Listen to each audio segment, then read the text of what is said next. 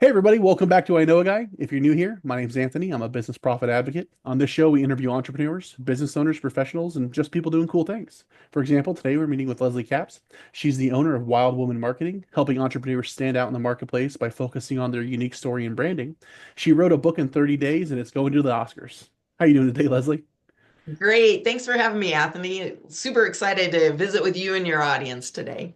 No, I was super excited to have you on. I loved our conversation we had a couple weeks ago now. I don't know, it's all the same, but really, was really looking forward to this one. So awesome. Where are you calling in from? Where are you located? I am in Wyoming.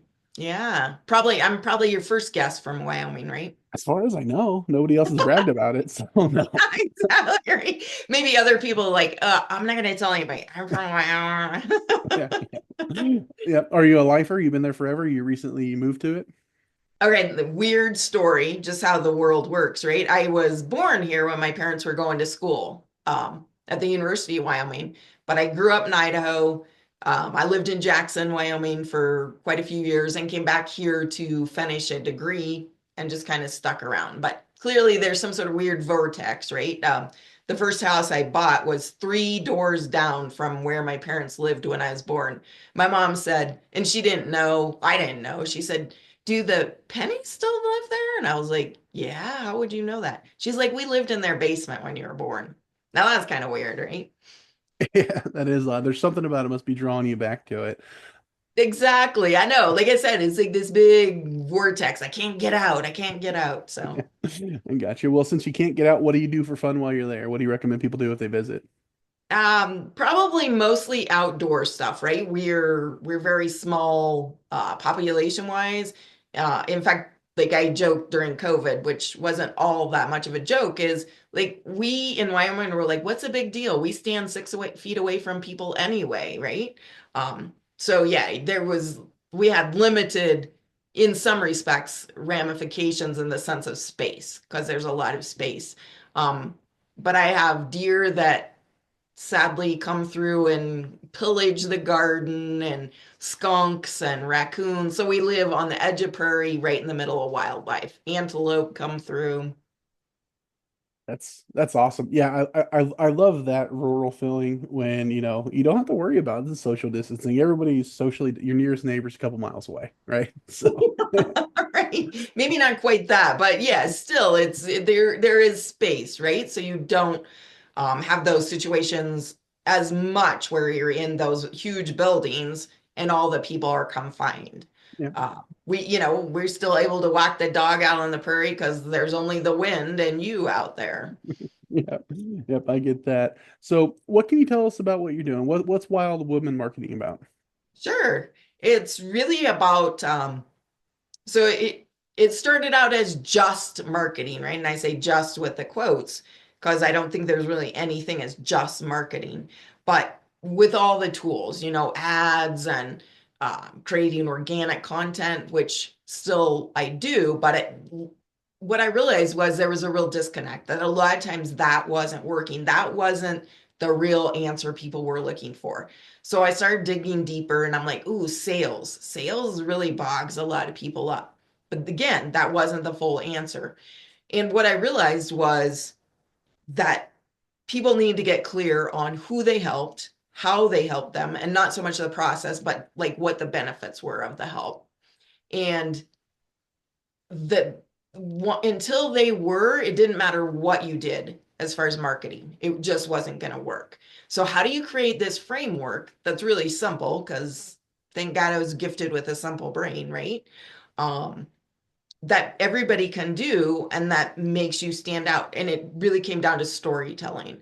Uh, it doesn't matter, like you can line 10 of us up and we could all take the same course. We would come out with a different product at the end based on who we are and what our story is and our why and our purpose and our values. And that's what's missing when we talk to people. Stories connect with people on this really deep emotional level. And if we don't get to that level, because all sales are based on emotion, we're not going to make a sale. And focusing on making that sale, right, then creates the weirdness. So really, it just came out of the necessity to create something simple that's uber unique for each person, and that they can then take and create a framework for the whole business that goes from introduction to sales. I was just telling somebody I had a business opportunity. I literally, I live this stuff, right? I was like, how does that fit into my story? Does it, or can I make it, or can I expand my story? And if it doesn't, then it's a super easy no. And if it does, then it's like a hell yes. And how do we make it work? I really like that. It's been brought up in the last few conversations I've had that I really resonated with. You know, all of us in business know that you do business with those people that you know, like, trust. So if your marketing is just the same as everybody else's, how are they going to know you, let alone like and trust you? So you got to have a bit of you in there. You got to kind of shine through a little bit of your personality, a little bit of, what you like. Otherwise, yeah, you're just another person. So why would they do business with you? Right. Well, it's not only the attraction, so it's absolutely no like a trust, but it's also the repelling, right? Because if somebody doesn't like our personality, that's going to be painful to work with them. And I don't care like what level you're working with them on. So I think by being us, people go, "Ooh, like I super like him," or not so much, but I like what he's doing, so I could probably refer him. And and actually, a friend, we were on a podcast, and he told this story about Vikings. I was like, okay, I don't know that everybody get that. And he stopped for a minute and he said, you know what? I only want to work with people who get that, who get my sense of humor, and the rest of them move on down the road. I was like, that's freaking brilliant, because his marketing is doing exactly that, right? It's starting to create that funnel, which is what we want to do, to the people that we really can help and want to work with. Yeah, there's definitely truth to that. There's a reason restaurants have menus. They're not just serving the one thing. So you get a pick. Right.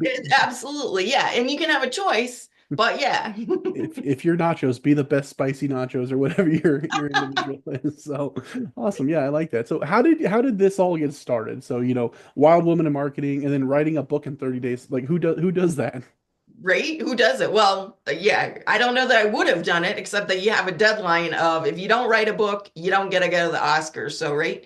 Um, that was kind of my impetus for that piece of it. But really it was, I was involved, started almost a year ago, involved in a project with 262 other female entrepreneurs. And it was a book and summits and really creating a movement. I don't know if the woman organizing knew like the size of the movement or how it would take off, but you just create what you're called to create, right? And she said she knew Gloria Steinem. Now, Gloria Steinem's always been the voice in my head, even though I grew up in a super conservative community. She shouldn't have gotten in there, but once she did, like, yeah, I was all about Gloria. So I was taking that as my 1 degree of separation, right? I'll take it all day long. And I told her, I said, I'm in. I don't care what we're doing, doesn't matter. Like, I'm in. I don't care what it costs. She's been my hero. Well, a long story shorter, maybe, this gal is a mover and shaker. She got that book to go to the Emmys, to a gifting lounge there. She then made a connection with people at an Oscars gifting lounge. And she called me up one day and she said, now, do you have a book of your own? I was like, oh, I wrote a book. It's not that great. It was another life, yada, yada. And she said, well, if I passed your name forward, would you be interested in writing a book to take to the Oscars Gifting Lounge? Don't got to ask me twice on that one. Heck yeah, because who gets that opportunity? And really, the way I judge everything is if it will get me one step closer to the person I want to be or the business I want to have, then I'm going to just jump in. So I pitched the idea to the gal, and she said, that's great. I was like, holy crikey, what did I just do? Because while the Oscars isn't until the end of February, she has to have 6 physical copies by the 1st of January. So that went with the timeline. I knew I had to write it in at least 45 days. And right on I think it was day 28, I met with the book gal and she's like, I need a rough draft in 2 days. Um, so there you go. It was like everything, right? I had a plan, I had a strategy. Um, but at the end, it just, uh, s- somebody kind of questioned, they're like, you're writing this book and you keep talking about taking the book to Oscars. What if something happens and you don't go to Oscars? I said, short of death, I'm going to the Oscars. That's a good mentality, right there. Put your head down, get what you want. There's a path, take it. It's a hard path, Right? yeah, sure, but it's only 30 days, right? Yeah. Well, and if you're going to jump, like jump big. hmm Yeah, and you did. That's awesome. So out of everything that you've been doing, what's your favorite thing about what you're doing? That's my favorite thing about doing. Um, I super loved writing the book, not gonna lie. Like that was my happy spot. I paced around the garage, yeah, as my thinking kind of thing. I was like, I need movement. But really it is helping entrepreneurs because everybody does have a unique story. And I think so often, like we're in our own head, we don't recognize what is special and unique about each of us and the skills that we bring. So helping somebody get clear on that is super delightful. I can't like I love the stories, obviously, right? Because people tell, and sometimes it's a long, windy story, and I'll say, well, it sounds like this to me, or these are the things that stood out, and they're like, wow, I never thought that that was important, or I didn't really see that that's a strength that I have, or that's what I bring to this process, or that my story really is impactful. That's awesome. What I love about doing this here is the connections and where I see people meet in the most, unique ways. So I was just doing an interview with a gentleman named Andy, and he was talking about all of us having our own unique ability. And then it kind of evolved into finding somebody else that's going to be able to complement your unique ability because it's not additive, it's multiplicative. Where, you know what, Leslie's going to help me in this space because her unique ability and my unique ability multiply. So that's awesome. I love that. There's a Yeah. lot of entrepreneurs out there that are starting their entrepreneurial journey. There's a lot of hard lessons I imagine that you've learned over the years, and just by being an entrepreneur. What's some advice you would give somebody starting out, or maybe something that you had to learn the hard way that you would do different? Right? I really, I do think it is getting clear on your message. That is the most important thing. It just will guide everything else you do. Um, and I think everybody still struggles with niching. And it's a weird phenomenon, not gonna lie. It does, even every time I say it, makes no sense to my head logically. And I'm a pretty logical person, but when you niche down, your net actually expands. And because I still always hear people, oh, I can help everybody. No, you can't. I can, or I can do these 100 things. Nope, you can't. We got to narrow that down, and narrow down who it is you help. And I think it's partly because when you do narrow that down, your messaging has to be super clear, right? You can't be all over the place when you've got a super narrow niche. But then it also gives you lots of confidence. And then other people see that confidence and they're like, well, if Anthony could help that person with that and mine's similar, I'm pretty sure he could help me. Like, and this is all right, psychological stuff, right? Nobody's thinking this in our heads. Um, but it is really important to niche down to figure out who it is exactly that I can help and then start speaking to that one person. Because if there's one, there's many.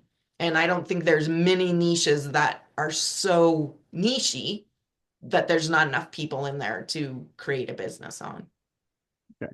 So if we can, hammer down, what does your average client look like? What menu item are you? Who are you attracting? Who do you want to, be able to help?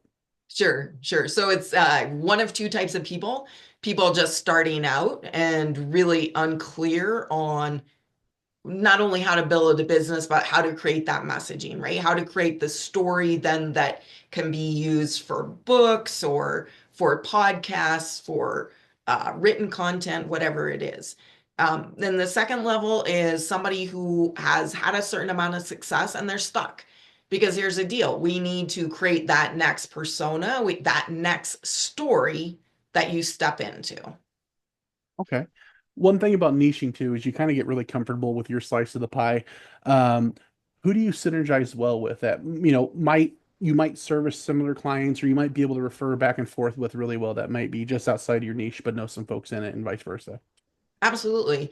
Um, oh, weirdly, right? Marketing and sales.